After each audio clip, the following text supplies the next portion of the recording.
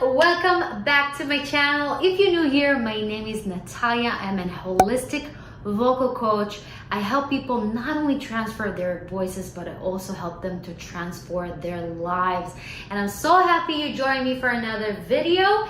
Today is going to be crushing all those myths about singing. And we're just going to address 5 myths, but myths. Say it wrong. But if you have any myths you want to me address and crush them, please put it in the comment section down below and we'll address it probably in our next video. So did you subscribe? Just making sure, so you know you'll be part of this amazing community and you're gonna get a notification every single time I'm uploading a brand new video. So let's start with the first myth. And this one is rock singers have more problems than classical singers. Now it could be any type of singer. It doesn't have to be a rock singer. It could be hip hop, it could be pop, it could be whatever. Classical singers don't wear a badge that they are the best singers. Yes, there's this common assumption that an opera singer, classically trained singer, has the ability to sing without using his microphone or her microphone and project their voice in a powerful way, but it doesn't mean they do it in a correct way. And let me tell you, I know a lot of classical singers, they're not using their voices in the best healthy way. Sorry. Everybody can sing good or bad no matter what no matter what genre or style they're singing in. But it's more about finding your true voice. This is what my method is all about. It's really first, instead of defining yourself, what kind of singer I am, like imagining or wanting or thinking what kind of singer you are, you need to find your where your voice feeling natural, where your soul feels natural. Sometimes it's not what you think or you want. And it's interesting.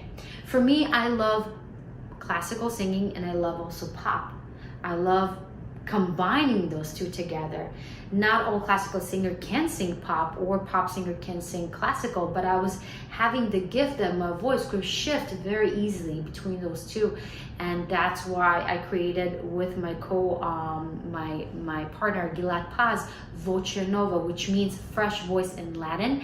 And we're combining all kinds of music together to really kind of making a statement. There is no rules for music, and we can really take the luxury of pop, combining with the excitement of pop, and just bring it on. So it's not about the genre. Don't look like classical singers or opera singer wearing the badge like they're the best singers or voice teacher. It's about finding your voice. Okay. Number 2. So belt singing will hurt your voice. What do you guys think? You think it's true? Well, again, it's all a matter of how, right? There's all kinds of belting. Belting is using your mixed voice, so extending your chest voice to a higher register. So if you're not doing it in the correct way and you're pushing the sound out or you're trying to over deliver, that's where the problem occurs. When we're using too much air, we're using too much pressure, and we're using muscles to kind of gain more power to the sound, that's where it's getting problematic. Let me tell you, nice, steady, slow work will get you far and get you the voice, the powerful voice you want, but everybody wants it now. That's the problem. Nobody has the patience to allow themselves to be wherever they are, and that's okay. Don't try just to belt it, hello from the other side. That takes time to develop that. First of all, feeling comfortable in your chest voice, feeling comfortable in your head voice, finding your strength in the mixed voice, that takes years to build. It's not something you can just blast on, right?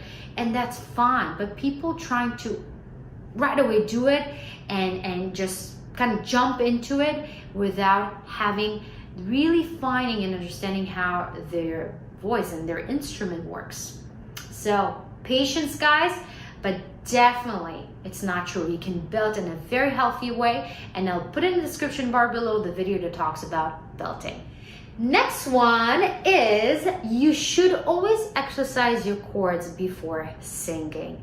Now let me tell you, it's very interesting. In the past, I've been taking lessons since I was around like 13, 14 years old, but really taking it professionally when I was in my, I believe I was 18 years old, going obviously to the opera world. I remember even going to the lessons, I had to warm up. That was kind of like the idea, right? You have to warm up your voice before you sing, before you do this, before you do that. And that really kind of, for me, did the opposite. It put me into more stress. I was vocally even fatigued even more. I was leaving the classes and the lessons just like completely shut. And let me tell you, it's not about the quantity. It's not about practicing so much. It's about the quality of the practice, right? Mindful practice, small chunks a day, want to get you really far. And it's interesting, after you build this very solid foundation, that technique that everybody talks about, during the years, after years of doing that, let's say good 10 years, and yes, it takes time to develop a skill. Any instrument or skill takes that amount of muscle memory to acquire so it can really build on top of itself. So when you have this kind of muscle memory, you have this confidence and all those things that combining a good performer, right? You don't need to do it anymore. You know how you need to feel in order to sing good. You know what is that place, that zone, I call it, okay? Where you're completely in the zone and you deliver. For me, I did like performances and auditions where I just didn't have the time to warm up. But a few like 5 seconds kind of breathing, doing some lip trills, more about understanding the message of what I want to sing about, really connecting to myself and being in my zone. That is the practice. Less than just doing a bunch of exercises and your voice is going to be there. It's not just about that. It's not just about vocal exercise. It's about aligning your mind, how you think, how you feel with how you sing, and making sure you're there and you're there to deliver and express something, right? And I'm all about holistic vocal coaching. If you want to learn more, please, I'm actually doing a masterclass for people who want to transform their voices and their lives. So if you want to take a spot, because it's limited, not everybody can join this. So definitely make sure you're signing in. So look in the description bar below and you'll have all the information you need to be part of that. But let me tell you, you don't want to miss out. You're going to learn so much, I promise you. Now, next one is my favorite one, and I hear it all the time that I want to, do something about it. But this is a good one. You sing from your diaphragm. How many times you heard this? Oh my God, I can't even tell you how many times I heard this phrase. And it's not that it's completely wrong, but the idea that you sing from your diaphragm, what is it singing from? The diaphragm doesn't make the sound, right? It's your vocal cords along with your air pressure. Using your diaphragm as an involuntary muscle that sits right underneath your lungs, right? So when you're taking a breath, it flattens, and make sure that the lungs are still open so the air doesn't come out, right? But it's involuntary muscles, meaning I can't control completely this muscle. So in vocal technique and what we do and to build a good breath support and good technique is about making sure the diaphragm, that involuntary muscle that sits underneath our lungs, is flat and stay flat as much as possible, but without pressure, right? Never pressure. We always want to come from a place of open, right? And allowing. But it takes time to develop those skills, right? Those small memory muscles that needs to be acquired, and it takes time and patience. But basically, it's a whole system, right? It's not coming just from the diaphragm. The diaphragm is just a muscle. If you think about it, it's mostly the air pressure, right? And the vocal cords and the resonator chambers. There's a lot of things happening when you produce a sound. But let me tell you, singing from your diaphragm, I think what a lot of people mean when the vocal coaches say that, they mean that you don't want to go with the sound. What does that mean? So if I have a high sound, like how pitched sound, if I'm going to think it's already high, what happens to me? And even if I say to you, can you sing high for me? Something in you is already compressing, right? You feel your jaws locking. There's something in that feeling of high that we need to reach it. And that's where the problem is for most singers. We try to reach the sound and instead of stay calm and deliver the sound from a very connected place, right? Because it's not about high or low. The voice doesn't know what's high or low. What does that mean? It's not like a regular piano where you can see the difference between the lowest note and you can really physically go higher, right, with the keyboard. But with voice, our vocal cords doing the same movement. Yeah, they stretch more in the high notes, but it's really a delicate thing. It's not that we're going up with a sound. So when people say singing from your diaphragm, usually means stay connected to your breath support.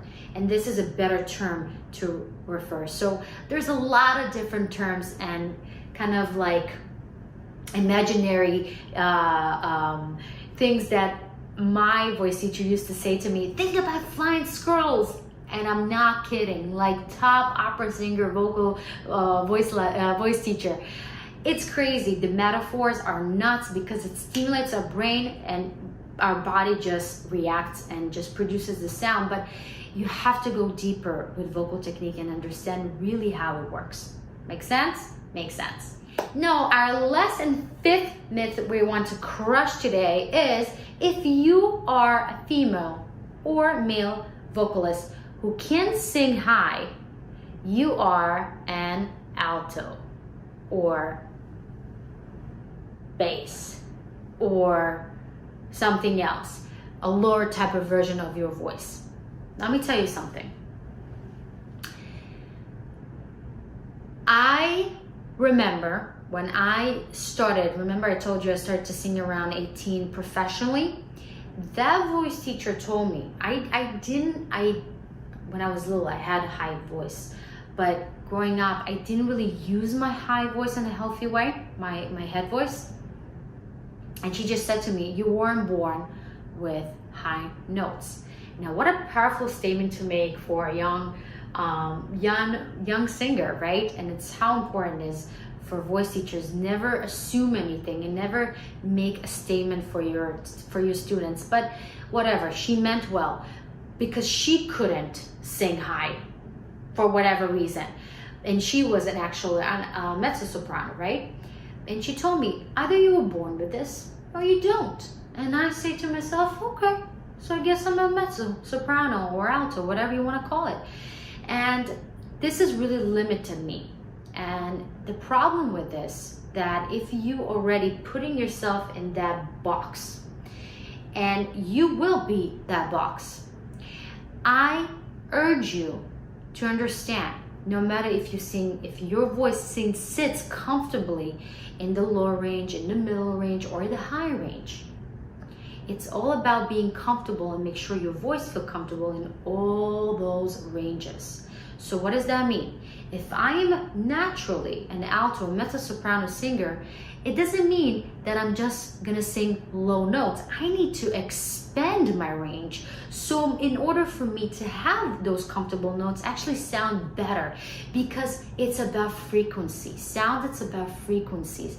And the more frequencies there are for your voice, the richer the sound sounds like, right? And this is the gift. And people don't understand that. People think, oh, if I'm just singing low, I just need to focus on my low notes and I'll be fine. No, it's about actually learning how to sing higher and learning how to sing lower, which are actually mirroring each other a lot of times because it's the same kind of approach we're taking in vocal lessons. It's very important. So first of all, don't decide where you are, alto, tenor, bass, contrabass, I don't care what you are. It's not about that. It's about finding your voice first, with no attachment, with no putting a title on it, and growing and growing and growing it while you feel like expense, and your voice will tell you who you are, what do you need to do with it, what kind of songs you need to sing, where you feel comfortable, and then you decide whether you are a alto, soprano, I don't care. But let me tell you, this limited belief that I had that I can't sing high really damaged me for many years. It took me years to find my confidence in my high notes and know that I have it. When I saw a high C in my score, when I was singing opera back in the time, I was shaking. My body just physically resisted it. And what a shame, because actually my voice is a coloratura soprano, which means a high and very kind of like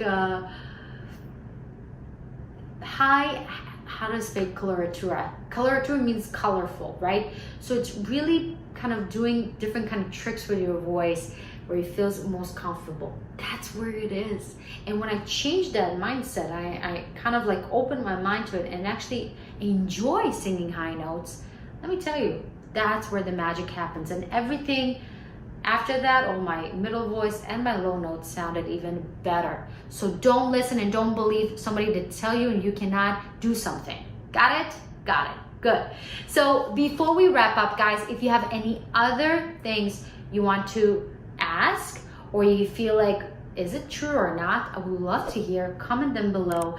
Also, make sure you're liking and subscribing so you're being part of our family. And speaking of family, I opened a Facebook group for us. So if you want to be part of it, all the information is description bar below. But let me tell you, you want to be part of this group because you're going to get really exclusive material content there. I don't upload everywhere.